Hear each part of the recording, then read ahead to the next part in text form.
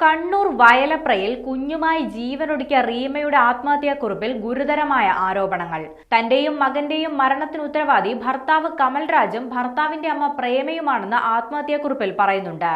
അമ്മയുടെ വാക്ക് കേട്ട് ഭർത്താവ് തന്നെയും മകനെയും ഇറക്കിവിട്ടു.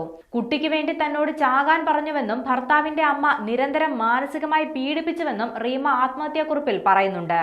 എല്ലാ പീഡനങ്ങൾക്കും ഭർത്താവ് കമൽരാജ് കൂട്ടുനിന്നു. മകനെ വേണമെന്ന സമ്മർദ്ദം സഹിക്കാൻ പറ്റിയില്ല. മകനോടൊപ്പം ജീവിക്കാൻ അനുവദിക്കില്ലെന്ന് തോന്നിയതുകൊണ്ടാണ് ജീവനൊടുക്കുന്നതെന്നും റീമ പറയുന്നുണ്ട്. നാട്ടിലെ നിയമവ്യവസ്ഥയിൽ വിശ്വാസമില്ലെന്നും ഒരു പെണ്ണിനും ഇവിടെ നീതി കിട്ടുന്നില്ലെന്നുമാണ് റീമ ആത്മഹത്യാക്കുറിപ്പിൽ ആരോപിക്കുന്നത്.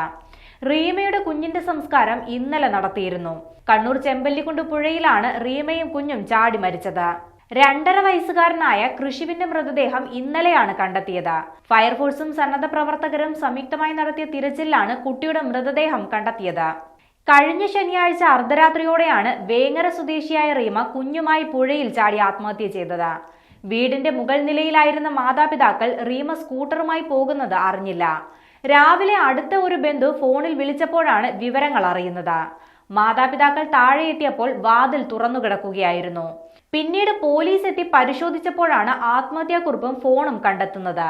പുഴയുടെ പരിസരത്തുണ്ടായിരുന്ന സ്കൂട്ടറിന്റെ നമ്പർ പരിശോധിച്ചാണ് പുഴയിൽ ചാടിയത് റീമയാണെന്ന് കണ്ടെത്തിയത്.